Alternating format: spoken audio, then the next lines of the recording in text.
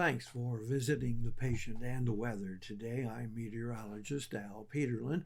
I'd like to talk about the weather health risk for December 16th, 2025. We do keep additional graphics at tpatw.com, and we maintain a patient weather storefront on Amazon.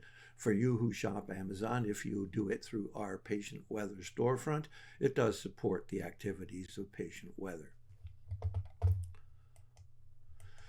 The surface map for the 16th is rather simple. High pressure dominating much of the nation. There is some cold front activity trying to push back down into the northern plains, and of course the soaking up in the Pacific Northwest continues. Looking at the vitality index, which is our measure of all of the individual weather elements combined that can have an impact on human health, and it does look like a big old Christmas tree with lots of red or significant activity all the way from the northern Rockies up and down the plains through the east.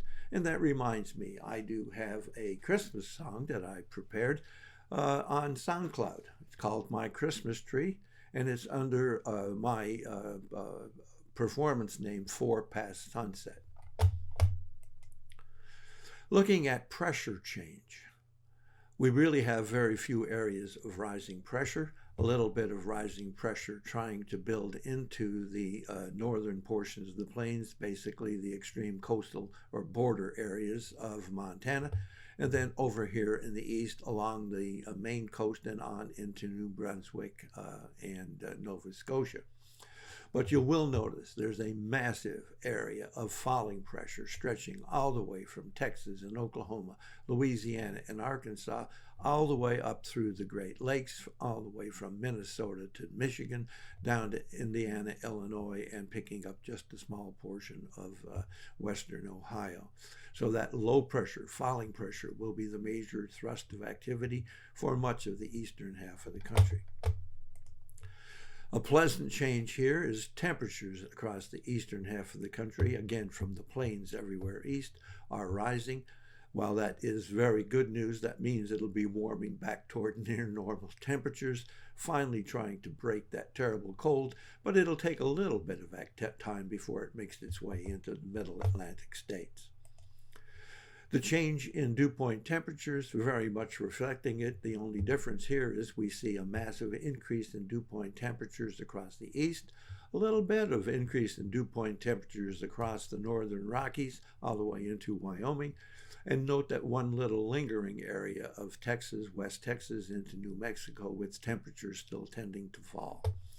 The vapor pressure continues to support what we've just talked about, but with the most massive increase of, humidity in southern Texas, Louisiana, and right along the coast of the Gulf.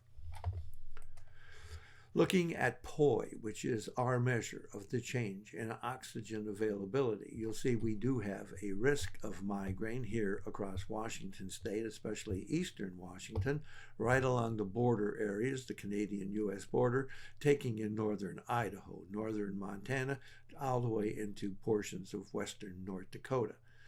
That ends the migraine threat as we see it, at least in the change of oxygen availability.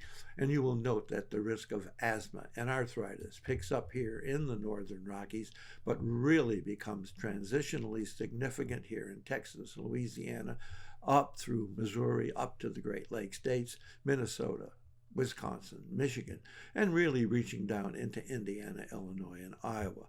There is still that risk of asthma and arthritis across the easternmost portions of the country, but again, the most extensive area right here in southern Georgia, right into extreme coastal South Carolina. But a big hurt, really, much of the country. Thanks for visiting the patient and the weather. Your comments are appreciated, and if you hurt, tell us where you're located.